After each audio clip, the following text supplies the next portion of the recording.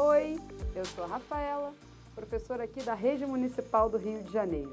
Sou uma mulher branca, de cabelos curtos escuros, estou usando uma blusa verde e essa é a nossa aula sobre o impacto da colonização europeia sobre as populações americanas. Tem uma perguntinha para você. Você já teve alguma ideia para adiar o fim do mundo? Você achou essa pergunta estranha? Bem, essa pergunta é o título de um livro de Ailton Krenak, que é quem a gente vai conhecer agora. Esse aí é o Ailton Krenak, ele é jornalista e ativista. Ele é do povo Krenak, ele nasceu em 1953, no município de Itabirinha, em Minas Gerais, que fica na região do Médio Rio Doce. É, aquele rio mesmo que sofreu o desastre natural por causa da mineração. Então, o Ailton tem uma particularidade. Ele participou da Assembleia Nacional Constituinte, que elaborou a Constituição de 88. E foi durante a Assembleia, em 1987, que ele protagonizou uma das cenas mais marcantes. Em um discurso na tribuna, pintou o rosto com tinta preta de jenipapo.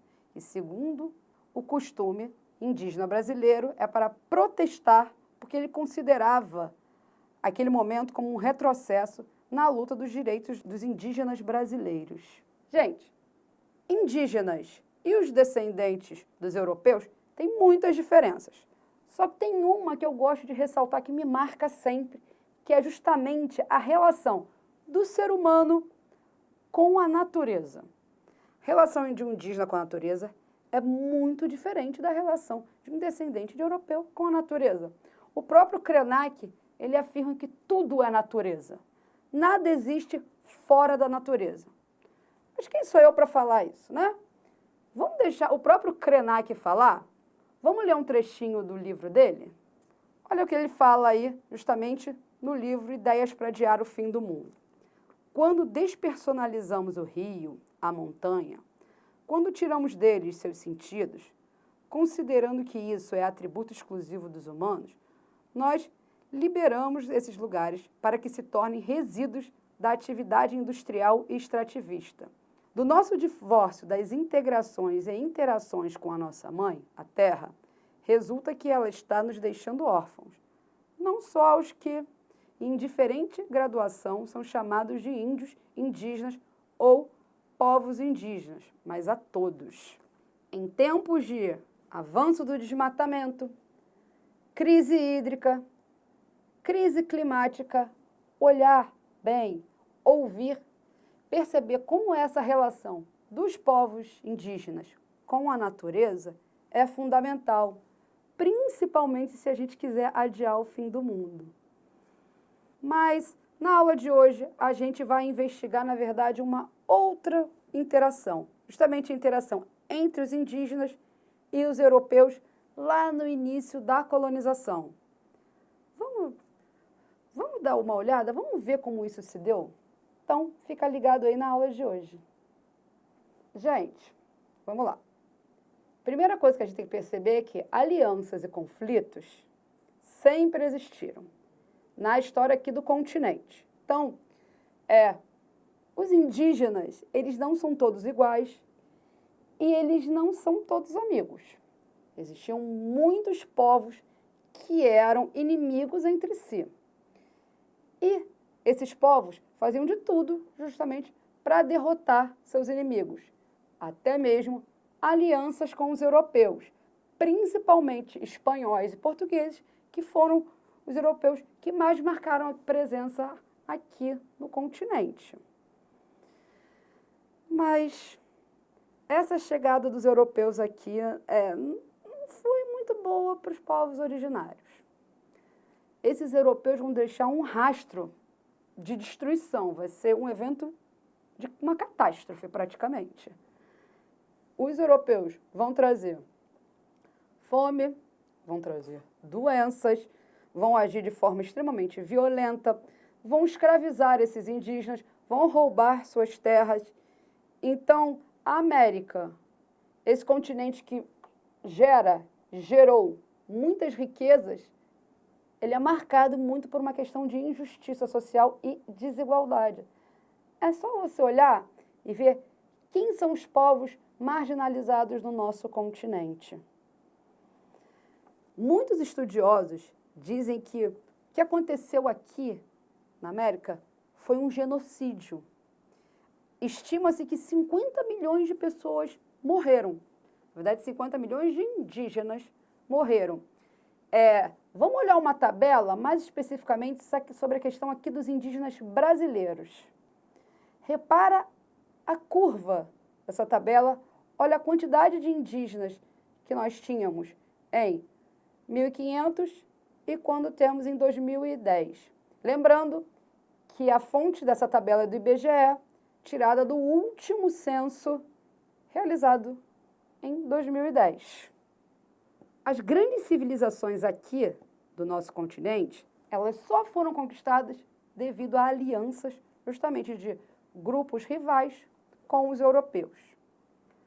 Vamos olhar rapidinho sobre a questão dos astecas. Os astecas, aquela civilização magnífica que dominou ali mais ou menos a parte do México, né, onde hoje em dia, né, localiza-se o México, ela foi conquistada pelo Hernán Cortés. A princípio, o Cortés, ele não chegou de forma violenta. Chegou até com uma questão de troca de presentes, mas o objetivo dele sempre foi dominar Tenochtitlán, que é a capital do Império Azteca.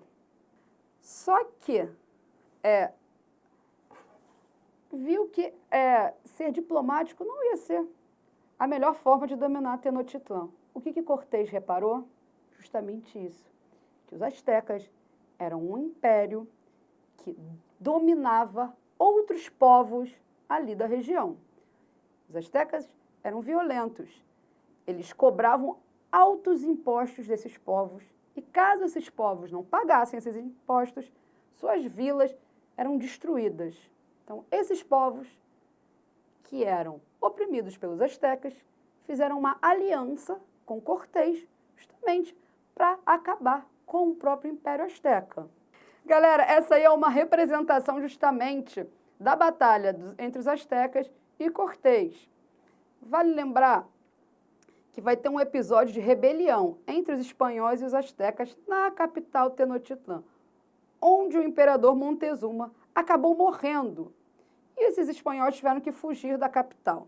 Após a fuga, Cortés organizou um cerco à cidade com inúmeros barcos construídos pelos espanhóis, uma vez que Tenochtitlán era uma ilha localizada ali no lago Texcoco. A capital asteca estava enfraquecida por causa de um surto de varíola e, por causa disso, foi conquistada após inúmeros conflitos violentos. A capital asteca, ela cai devido a alianças. E o Império Inca? Também não foi tão diferente, né? Vamos lembrar que os Incas, aquela civilização ali da Cordilheira dos Andes, aqui da América do Sul. O conquistador que dominou aquele império foi o Francisco Pizarro. O que aconteceu? Quando o Francisco Pizarro ele chegou ali ao território Inca, ele percebeu que estava rolando uma guerra civil. Estava rolando uma disputa pelo trono entre dois irmãos. Um deles venceu. Quem venceu? Foi o Atahualpa. O que o Pizarro fez? Sequestrou o Atahualpa, pediu um resgate. Esse resgate foi pago, mas o Pizarro, ele assassinou o Atahualpa. E, com isso, a guerra civil voltou. A gente vai ver uma cena aí que representa justamente a violência contra os Incas. Então, justamente após a morte de Atahualpa, a guerra civil voltou, como eu falei, e os espanhóis se aproveitaram disso e, vendo que a guerra enfraqueceu o Império Inca, eles conquistaram a capital Cusco, em seguida conquistaram Quito e assim dominaram todo o Império Inca. Vale sempre ressaltar esse protagonismo indígena nos processos aqui do nosso continente. Sem as alianças, sem tecnologia indígena, sem conhecimento geográfico, esse europeu não ia ser tão bem sucedido, né? Vamos pensar. Mas isso tudo aconteceu no continente americano. E aqui no Brasil, teve algum processo desse? Teve. E foi aqui na cidade do Rio de Janeiro onde a gente vai ver um dos maiores exemplos. Em 1555, não tinha ainda a cidade do Rio de Janeiro. Mas chegaram aqui uma galera. Quem? Os franceses, liderados pelo Villegagnon. Eles aportaram aqui com 2 navios com o objetivo de fazer a França Antártica. O que Villegagnon fez? Se uniu a um povo, os tamoios. Os tamoios não gostavam dos portugueses e viram nessa aliança uma forma eficaz de acabar e expulsar os portugueses aqui do território deles. Então, os tamoios fizeram uma coisa que vai ser fundamental aqui para a nossa cidade, que foi a Confederação dos Tamoios. Mas o que é a Confederação dos Tamoios?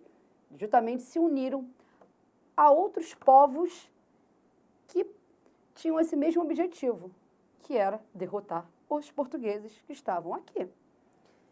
Geralmente foram povos que habitavam o litoral, por exemplo, os tupinambás, os tupiniquins, os goitacás, todos eles formavam a Confederação dos Tamoios. Durante 5 anos, os portugueses não conseguiram vencer a Confederação dos Tamoios. Quando a vitória portuguesa apareceu? Quando os portugueses resolveram também criar alianças com outros povos indígenas. E quem são esses povos indígenas? Os Temiminós. Estácio de Sá, na época, sobrinho de Mendes Sá, que era o governador-geral aqui do Brasil, ele vai ao Espírito Santo e lá faz uma aliança com os inimigos dos tamoios, que eram os Temiminós. Quem era o líder dos Temiminós? Era o Araribóia. E após mais 5 anos aí de batalhas, os portugueses eles conseguem vencer a Confederação dos Tamoios e conseguem expulsar os franceses aqui do território da cidade do Rio de Janeiro. Como recompensa, o Araribóia ele vai ganhar uma sesmaria do outro lado da Baía de Guanabara, onde futuramente vai ser a linda cidade de Niterói.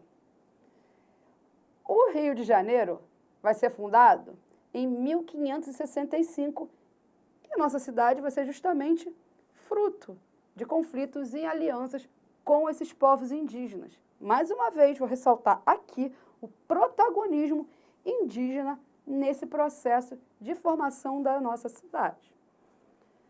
Mas, como eu sempre digo, sempre tem resistência. Então, para além dos conflitos e alianças, os indígenas permanecem e resistem até hoje. E não sou eu que vou falar sobre isso, né? Então, vou chamar mais uma vez o Ailton Krenak, aquele lá do início da aula, para falar sobre resistência. Olha o que o Krenak fala em uma entrevista para uma revista. Se a gente sabe que essa pressão tem conexão com o que está acontecendo no mundo, na economia, esse aspecto macro, também penso que a política não teve criatividade de sair dessa roda. Está subordinada ao mercado. Para mim, ainda existem visões de mundo que cantam e dançam para suspender o céu. Quando o céu está fazendo uma pressão muito grande sobre o mundo, uma parte desses seres humanos está cantando e dançando para suspender o céu. Se não fizerem isso, a pressão fica demais para a nossa cabeça e ficamos sem saída. Eu não aceito checkmate, fim do mundo ou fim da história. Esse momento difícil para mim é quando eu mais invoco esse pensamento: cantar, dançar e suspender o céu. Esse texto do Ailton Krenak é uma das grandes ideias para ele adiar o fim do mundo. Fica aí a reflexão para você em casa. Te viu na aula de hoje o protagonismo dos povos indígenas no processo, no início, na verdade, do processo de colonização aqui na América. A aula já está acabando, mas não sem um desafio. Falei muito sobre os indígenas aqui na América, falei sobre a fundação da cidade do Rio de Janeiro. Agora é com você. Descubra quais etnias habitavam aqui, a cidade do Rio de Janeiro, antes da chegada do colonizador. Gente, até a próxima. Tchau, tchau.